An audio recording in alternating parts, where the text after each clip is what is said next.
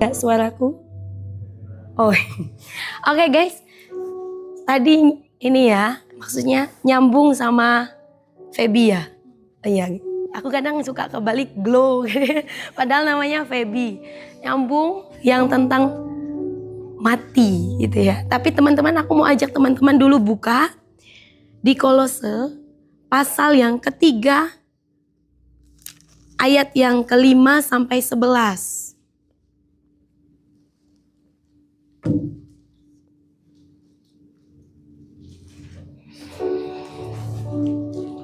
Itu perikopnya manusia baru gitu ya. Kalau sudah ketemu, yuk kita sama-sama baca sampai 11 ya. Kolose 3, 5 sampai 11. Sudah? Nggak baca 1, 2, 3. Karena itu matikanlah dalam dirimu segala sesuatu yang duniawi, yaitu percabulan, kenajisan, hawa nafsu, nafsu jahat, dan juga keserakahan yang sama dengan penyembahan berhala.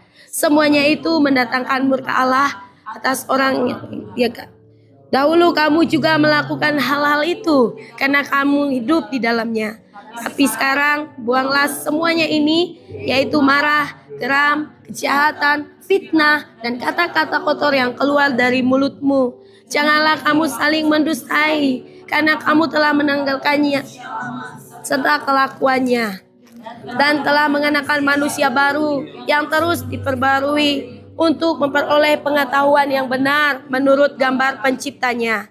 Dalam hal ini tidak ada lagi orang Yunani atau orang Yahudi, orang bersunat atau orang tak bersunat, orang barbar atau orang Skit, budak atau orang merdeka, tetapi Kristus adalah semua dan di dalam segala sesuatu. Jadi nyambung ya. Kan aku berdoa, Tuhan, ini aku udah kan udah dikasih tahu kan minggu-minggu sebelumnya. Aku berdoa, Tuhan, ini mau ngomong apa gitu kan. Aku bingung ya Tuhan. Aku mau ngomong apa, Roh Kudus.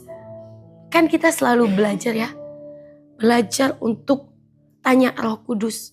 Bisa aja sih aku cari Alkitab, aku buka Alkitab, aku cari yang ayat rema yang udah aku dapat, bisa aja aku sampaikan ke kalian, teman-teman. Tapi aku belajar untuk Roh Kudus yang ngambil alih, belajar untuk Roh Kudus yang pimpin aku. Semuanya. Nanti kita akan bahas di sini ya, yang di ayat yang ke-11 itu, tetapi Kristus adalah semua dan di dalam segala sesuatu. Tapi ayat yang kelima aku mau bahas pertama, teman-teman. Karena itu, matikanlah dalam dirimu segala sesuatu yang duniawi. Apa yang disebut Feby tadi itu ya. Dia kan sebut semua, serahkan. Letakkan lagi apa yang jadi kesukaanmu, apa yang jadi kesenanganmu, bahkan mimpi terliar sekalipun. Letakkan, itu kan berbicara tentang mati. Matinya, letakkannya itu kayak gimana? Nah teman-teman, di ayat yang kelima ini konteksnya ya, di Kolose ini surat dari Rasul Paulus kepada jemaat di Kolose. Rasul Paulus ngomong kepada jemaat di Kolose, serahkan semua manusia lamamu, letakkan semua manusia lamamu, tinggalkan semua manusia lamamu, hidup dalam manusia baru. Dia menasihati jemaat Kolose pada saat itu. Gimana? Akhirnya dia ngomong di ayat kelima, karena itu matikanlah. Berarti itu kan Paulus kan ngomong sama jemaat di Kolose. Karena itu matikanlah. Berarti apa itu? Dari Tuhan kah yang mematikan atau dari kita sendiri? Itu dari kita sendiri loh. Matikanlah. Kan teman-teman pasti udah tahulah gambaran manusia itu ada tubuh, jiwa, roh. Gitu kan. Tubuh, berarti kan di ayat kelima ini kan dia bilang, karena itu matikanlah dalam dirimu segala sesuatu yang duniawi. Yaitu percabulan. Percabulan itu di mana munculnya? Kalau yang di tubuh, jiwa, roh. Di jiwa. Kenajisan di mana munculnya? Terus hawa nafsu. Keinginan kan, berbicara tentang keinginan juga kan? nafsu jahat, jiwa kan? Dan juga keserakahan. Itu kan berbicara tentang jiwa dan tubuh kita kan. Jiwa yang pengen tadi itu, yang Feby bilang, kadang aku pengen rasanya apa. Ada keinginan-keinginan di dalam jiwa kita. Dia bilang, letakkan lagi, serahkan lagi apa selama ini yang menjadi keinginanmu. Apa yang selama ini menjadi pergumulanmu. Apa yang selama ini menjadi, ya aku gak tahu dari teman-teman. Bahkan tadi Feby bilang, mimpi terliarmu sekalipun, coba kamu letakkan, kamu matikan. Dia ngomong di sini, matikanlah hawa nafsumu. Hawa nafsu apa sih? Keinginanmu. Apa sih keinginanmu? Simple aja. Aku pengen main HP. Aku pengen nonton. Aku pengen apa? Sehari aja teman-teman, ini yang bentuk real ya, yang sehari kehidupan kita yang kita lakuin. Itu gitu. Apa sih hawa nafsumu? Kamu pengen apa sih setiap hari? Rasul Paulus ngomong kepada jemaat di Kolose. Dia menasihati, matikan. Menasihati ya. Aku bayangin ya. Paulus datang jalan di jemaat Kolose. Aku menasihati kamu jemaat Kolose. Teman-teman kalau baca Alkitab itu, teman-teman jangan hanya sekedar baca gitu aja. Tapi di setiap pasal itu, teman-teman sambil bayangkan. Aku itu membayangkan terus. Ketika aku baca Alkitab itu aku sambil membayangkan. Kalau Paulus datang di jemaat Kolose. Dia menasihati, kata menasihati berarti kan kayak orang datang, kayak misalkan mami, gak apa-apa nak, gitu. Dia gak harus bertobat, kata Tuhan Yesus, kan sebab kerajaan Allah sudah dekat. Itu kan harus kan, tapi di sini dia ngomong, aku menasihati jemaatku di Kolose. Kita tahulah background Paulus gimana. Dia orang yang sangat radikal dengan Tuhan. Tapi dia ngomong sama jemaatnya, karena itu matikanlah dalam dirimu segala hawa nafsu, segala keinginan-keinginanmu, keinginan-keinginan duniawimu. Yang kamu sukai apa sih? Ini loh HP kita ini nih. Sebenarnya di sini semuanya. Siapa yang mengontrol kamu? Inimu atau kamu yang mengontrol? Di sini semua, segala keinginan aku mau nonton Instagram, wah aku mau nonton, ada video-video pendek ini aku mau nonton, aku mau lihat, oh ada mukbang, aduh aku mau nonton, tenet sekali dilihat 3 jam 4 jam udah habis waktumu. Oh tadi kan aku mau baca Alkitab, Tuhan aku minta ampun. Oke, habis minta ampun langsung baca Alkitab, oke. Tapi ternyata gak ada reaksi, gak ada respon sama sekali. Itu. Nah di kata matikanlah ini aku ingat ilustrasi papi. Ini kan matikanlah itu kan tindakan yang aktif ya teman-teman. Dari kita loh, bukan dari Tuhan Yesus. Paulus kok yang ngomong sama jemaat di Kolose. Matikan. Berarti dari kitanya kan yang aktif. Aku ingat ilustrasi papi. Tindakan yang aktif itu. Tuhan kan mau memberi ya. Nih. Yang kan papi dah.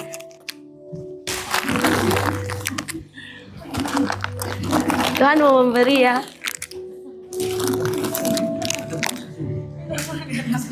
Apa lagi ya? Ada lagi. Satu lagi. Aku ingat ilustrasi, matikan. Itu kan tindakan aktif ya. Tuhan mau memberi itu. Tapi ketika aku buang itu, nah aku ingat banget yang kita lagi youth camp. Tapi kan semua dia buang semua permen-permen itu dibuang. Ternyata di akhir-akhir itu ada silver queen. Dia buang di ujung.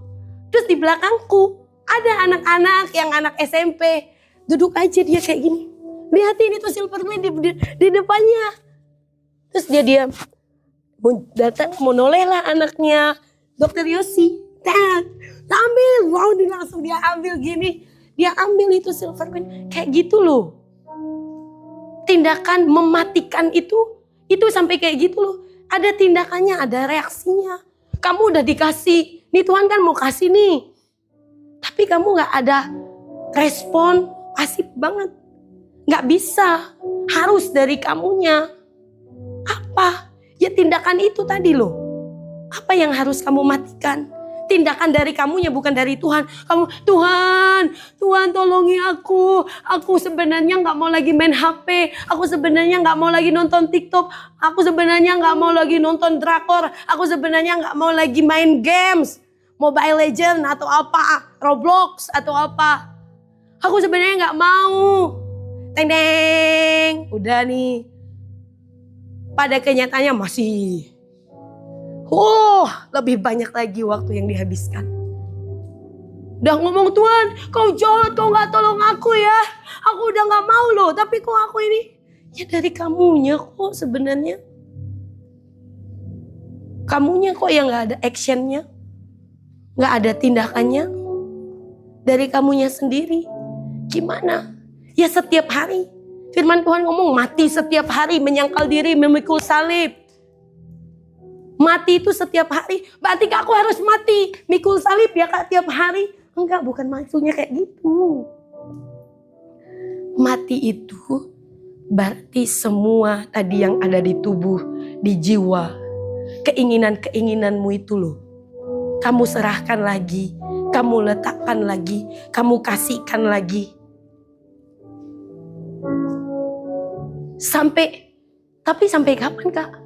Ya sampai rohmu yang menguasaimu. Menguasai tubuh dan jiwamu. Rohmu yang menguasai jiwa dan tubuhmu. Kan ilustrasi. Pokoknya aku. Jadi nanti random, gak usah lah nanti kemana-mana.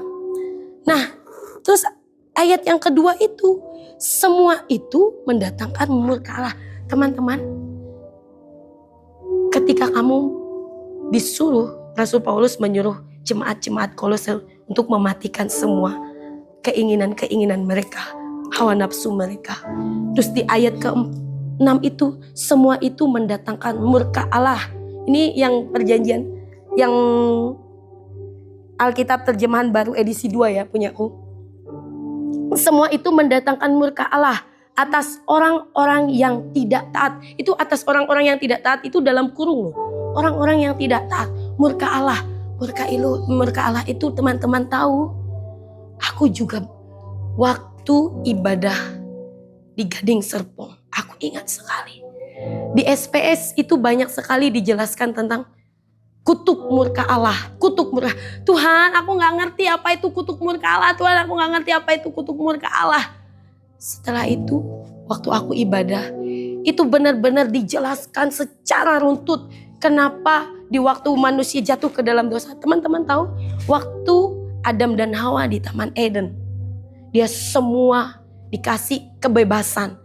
Mereka di taman itu, apapun yang mereka mau, mereka makan, mereka apa, semua tersedia di Taman Eden. Itu pada mulanya. Tapi ini yang terjadi. Ayat di sini, semuanya itu mendatangkan murka Allah atas orang-orang yang tidak taat. Karena Adam dan Hawa tidak taat. Apa yang dia lakukan? Dia makan buah pengetahuan tentang yang baik dan yang jahat itu. Apa yang terjadi? Kita buka teman-teman. Di Kejadian pasal 3. Ini yang disebut dengan kutuk murka Allah, teman-teman.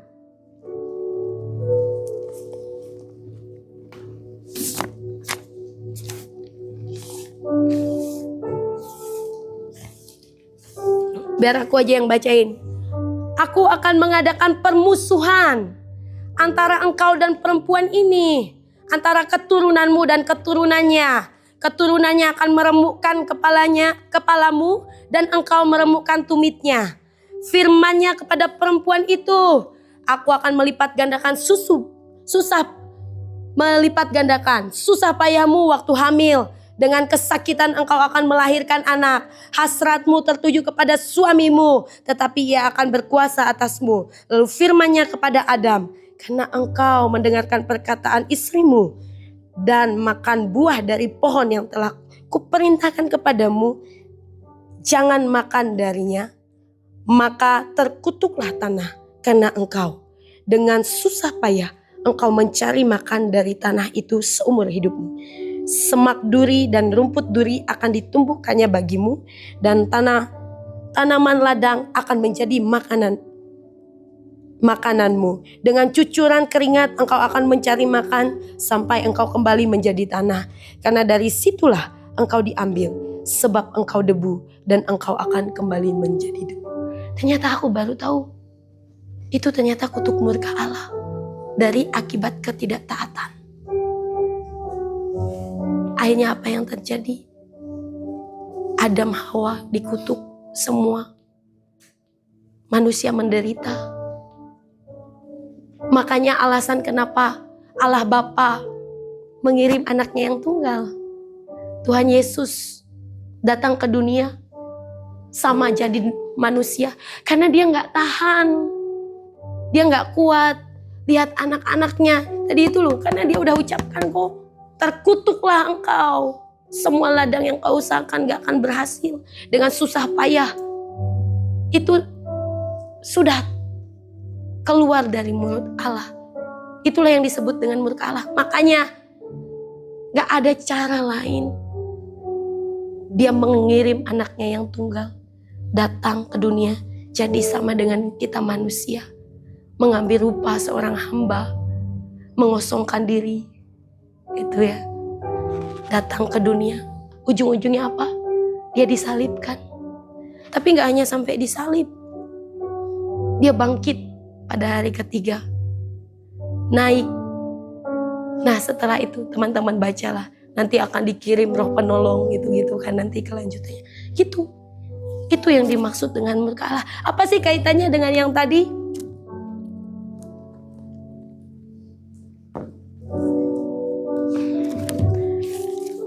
Ya karena itu tadi loh teman-teman.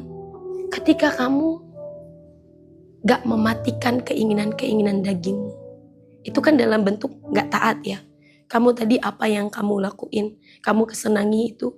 Kamu berdoa, Tuhan tolongi, Tuhan tolongi. Tapi gak ada tindakanmu. Berarti itu kan gak taat kamu. Kamu udah tahu kok apa yang jadi kelemahanmu. Kamu udah tahu kok masing-masing dirimu itu punya kelemahan.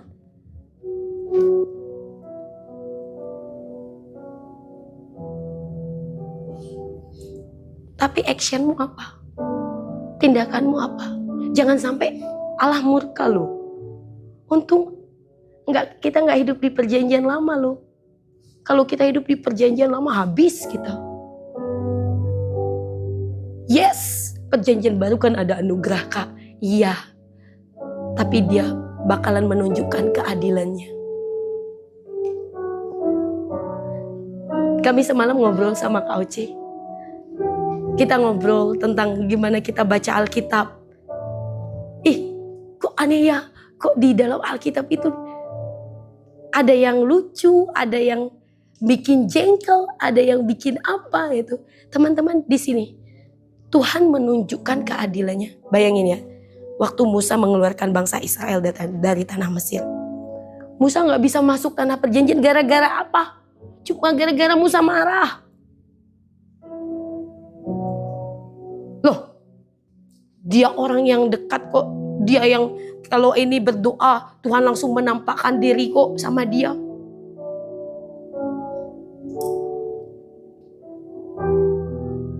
Tapi kok dia gak mengizinkan Musa masuk ke tanah perjanjian. Malah dia suruh Musa persiapkan Yosua. Dia yang nanti yang akan memimpin bangsa Israel. Untuk masuk ke tanah perjanjian. Tanah Kanaan itu.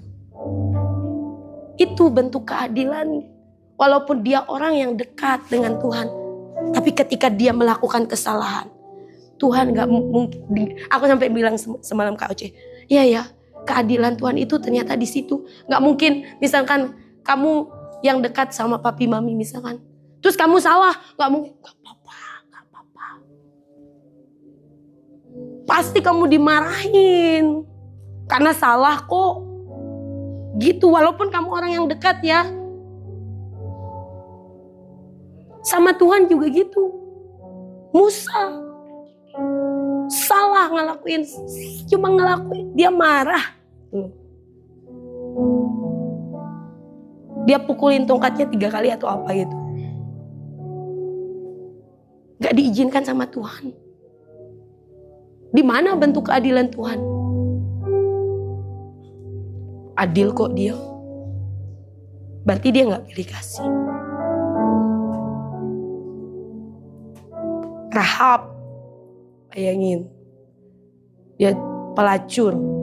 Dia cuma menyembunyikan pengintai. Dihitung kok, dicatat dalam Alkitab. Siapa lagi? Pemungut cukai. Dicatat di Alkitab. Hati-hati teman-teman. Mungkin kita gak ngerti ya. Murka Allah. Berarti kalau kita gak nyerahin semuanya, nanti aku kena murka Allah nih. Gitu. Itu kan zaman perjanjian lama ya. Perjanjian baru, ya urusanmu dengan Tuhan lah. Itu gitu. Ketika dengan ketaatan kamu melakukan itu, serahkan apalagi.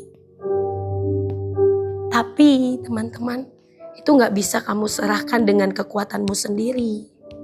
Itu. Makanya ketika Tuhan Yesus naik ke surga, dia kirim seorang penolong. Siapa? Roh Kudus. Yang ada tinggal di dalam hatimu. Roh Kudus siapa lagi ya Kak? Itu. Kemarin kita udah ini ya ngomong-ngomong sama adik-adik yang semester baru itu. Ada Roh Kudus. Kamu gak bisa menyerahkan itu dengan kekuatanmu sendiri. Misalkan kamu udah kecanduan main games. Kamu gak bisa, aduh aku udah mau ini deh, aku gak mau dulu main games. Pasti nanti itu balik lagi. Orang yang udah kecanduan rokok, gak mungkin dia dengan, aku udah gak mau ngerokok lagi. Bohong gitu. Pasti dia ngumpet-ngumpet. Karena ada salah satu orang, dia kecanduan rokok.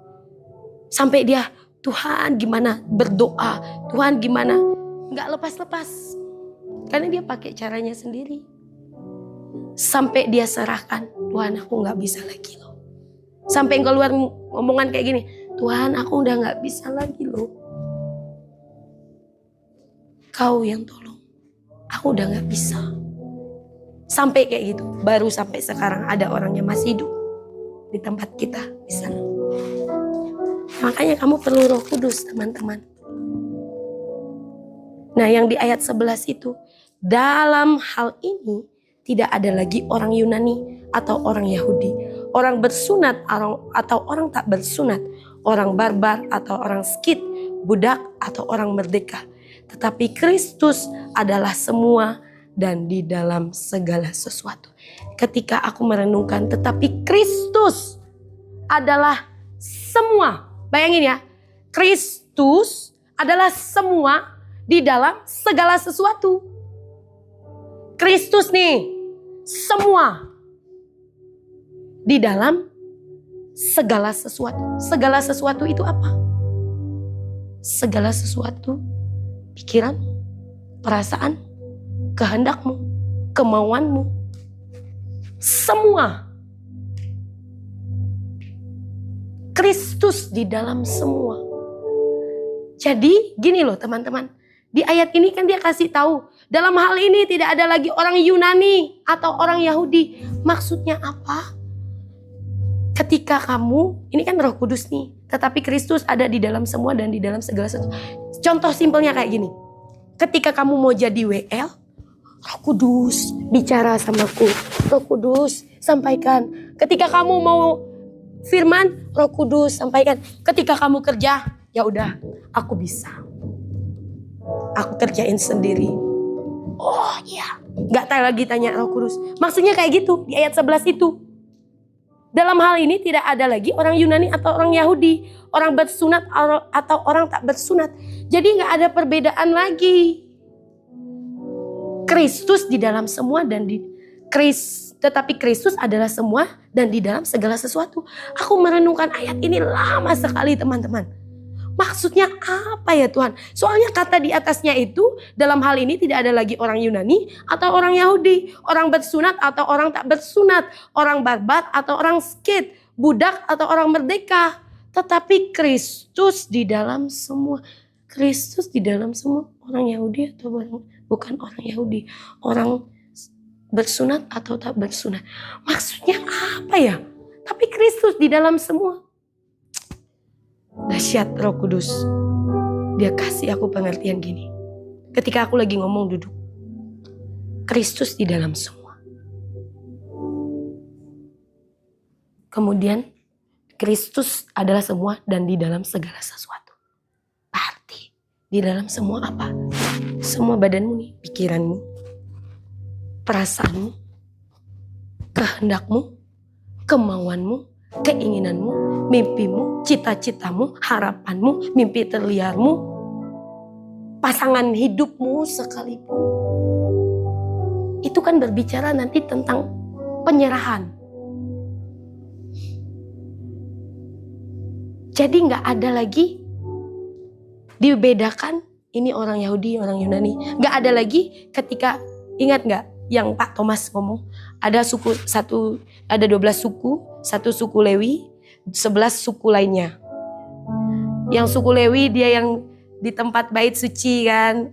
Aku bayangin gini teman-teman, di tempat bait suci orang-orang yang pelayanan di di gereja, full timer di gereja, mereka nanti di situ. Terus yang di marketplace, orang-orang yang kerja di mana di masing-masing, kayak Nathan, di mana Nathan kamu kerja di mana?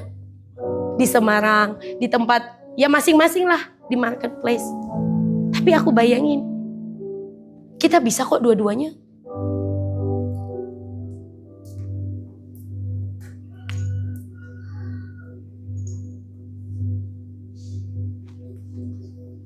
Iya, kita bisa dua-duanya.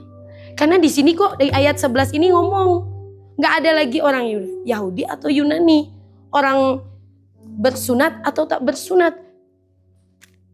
Nggak bisa dipisahin dong.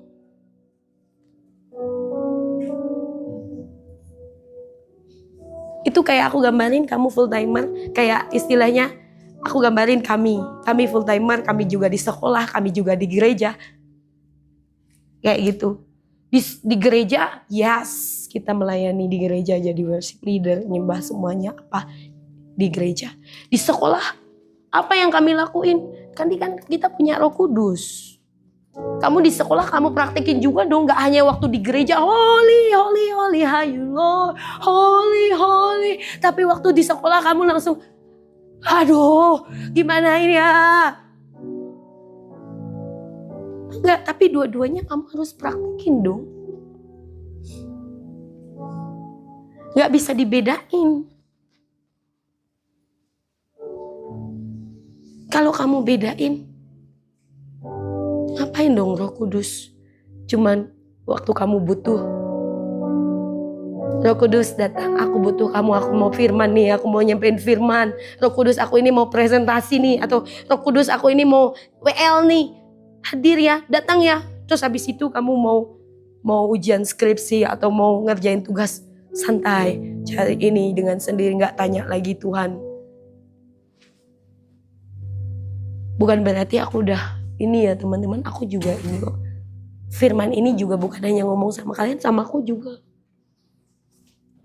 Karena ini gimana ya, sulit tapi Kak, ya memang. Makanya kamu perlu Roh Kudus. Gimana Kak? Ya tanya, Roh Kudus tolongi. Ketika kamu ngerjain tugas, Roh Kudus tolongi aku. Aku ini bahkan hal yang receh sekalipun loh. Kamu ngomong, kamu lagi sakit hati. Kalau aku Roh Kudus, aku lagi marah nih, aku lagi jengkel nih. Mau di tempat di kamar mandi pun aku ngomong, aduh tuh kudus, kenapa ini kayak gini?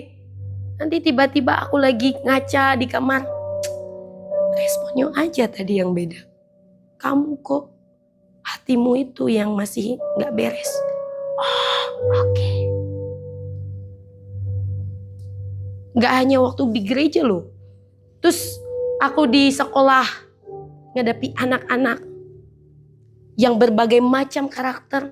Anak-anak ada yang autis, ada yang berkebutuhan khusus, gabung semua. Apa aku harus pisahin? Tadi aku udah holy, ayo Lord God. Terus aku datang di sini. Aduh, teori ini ngomong dia harus kayak gini cara penanganannya, harus seperti ini cara penanganannya. Enggak, aku perlu Roh Kudus. Cara nanganinya seperti apa? Jadi gitu teman-teman. Di ayat 11 ini sebenarnya aku mau menekankan itu. Tetapi Kristus adalah semua dan di dalam segala sesuatu. Jadi tadi balik ke ayat 5 itu tadi. Ketika kamu mematikan dagingmu, mematikan semua hawa nafsumu, keinginan-keinginanmu, apa semua yang ada di dalam dirimu, kamu letakkan tapi bukan dengan kekuatan. Letakkan dengan cara aktif, kamu sendiri, reaksimu sendiri, bukan minta dari Tuhan, tapi kamu sendiri. Yes, pertolongan Tuhan ya, tapi kamu sendiri yang langsung ada actionnya. Setelah itu apa? Kalau kamu gak letakkan, ya aku gak tahu ya, masing-masing Tuhan punya ini ya, gimana caranya dia membentuk hidupmu. Murka Allah itu kayak sama dengan kayak dia membentuk, memproses hidupmu itu loh. Sampai kamu jadi murni. Sampai kamu jadi nol. Makanya Paulus itu ngomong, dia sampai keluar kata seperti ini. Hidup adalah Kristus, mati adalah keuntungan. Karena dia ngerti. Terus dia ngomong lagi, hidup yang kuhidupi sekarang bukan aku lagi sendiri yang hidup, tapi Kristus yang hidup di dalamku. Itu kan jadi deklarasi kita ya. Tapi realitanya teman-teman, wah, mati setiap hari itu tuh kayak gitu. Terus letakkan, terus sampai mati, sampai nggak ada lagi keinginan-keinginan kita yang muncul. Karena itu tadi, kamu perlu Roh Kudus. Itu Roh Kudus yang akan menolongmu, Roh Kudus yang akan memampukan. Roh Kudus ketika kamu gak tahu apa itu kelemahan-kelemahanmu, Roh Kudus kok yang akan menolongmu. Kalau kamu ngomong Roh Kudus apa, nanti dia akan membuka semua. Dibuka semua. Kayak kamu dikuliti, kayak bawang itu dikelupas. Tapi kamu mau gak dikelupas itu? Sakit. Karena aku ngalami. Sakit sekali. Tapi baik gak? Baik untuk kamu dan untukku. Nanti kamu akan mengalami percepatan di dalam hidupmu. Ketika kamu mau meletakkan, menyerahkan hidupmu.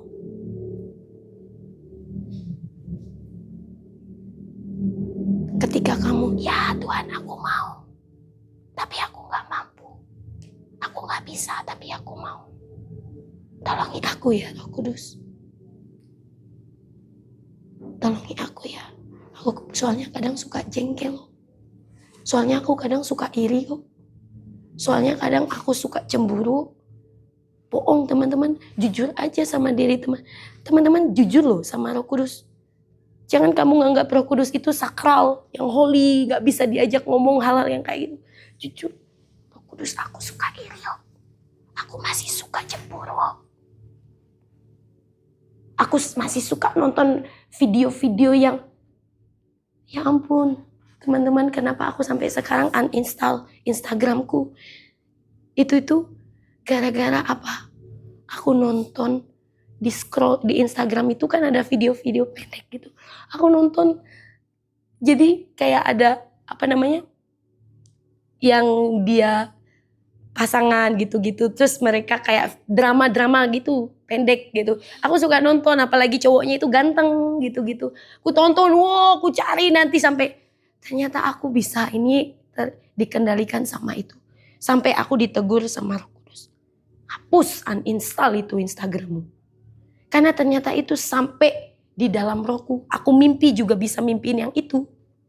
Itu sampai kayak gitu. Itu kalau bukan Roh Kudus, ya ampun, gak mungkin aku mau. Aku sukanya, soalnya kalau lagi ada waktu kosong, aku suka nonton sambil, bukan hanya nonton yang video-video drama kayak gitu, tapi aku nonton makan-makan gitu-gitu.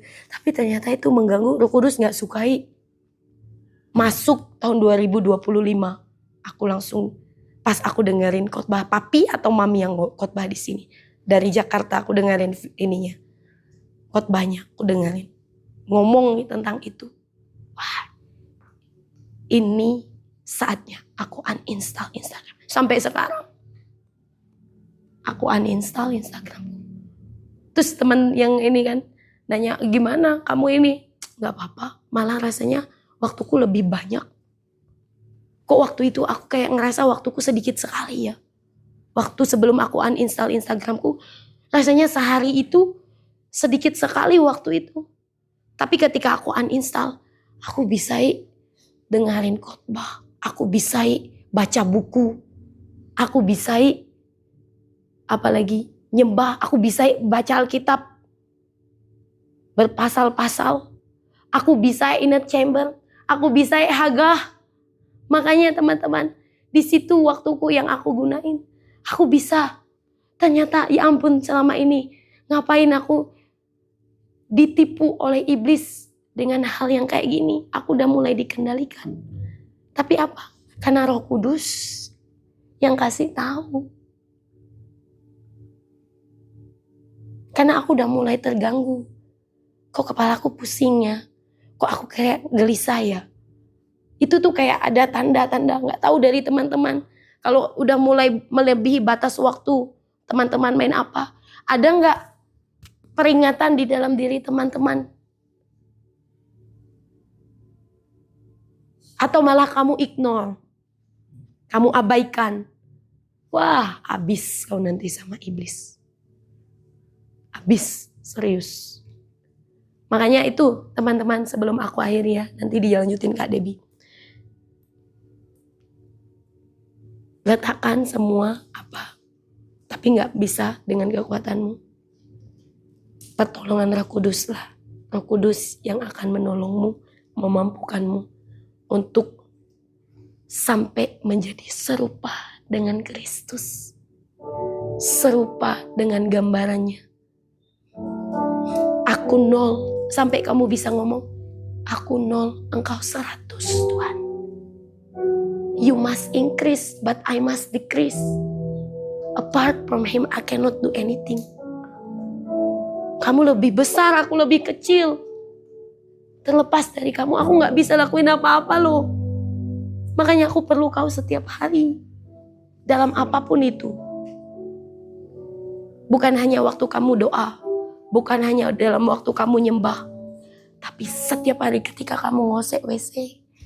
Ketika kamu walk blessing, ketika kamu nyangkul di ladang, ketika kamu nanam, ketika kamu apa lagi, kerja bersihin apa, itu realnya, prakteknya kayak gitu. Jangan hanya di panggung, di mimbar kamu holi-holi, tapi pada realitanya kamu gak praktekin itu. Jangan hanya kamu di mesbah kamu butuh Roh Kudus, tapi di luar mesbah, setelah di luar itu kamu gak butuh Roh Kudus lagi. Kamu pakai kekuatanmu sendiri, kamu mengandalkan kekuatanmu sendiri. Kakak ngomong kayak gitu, emang kakak udah ini? Ya makanya kita sama-sama berproses gitu. Itu sih teman-teman. Jadi tadi ya yang Feby bilang, ya inilah dari diri teman-teman gitu. Apalagi Tuhan apalagi nih yang harus dipangkas? Kesombonganku kah? Egoku kah? Sambil tanya Roh Kudus. Sambil tanya Roh Kudus di dalam hatimu masing-masing. Itu sih teman-teman. Kak Debbie.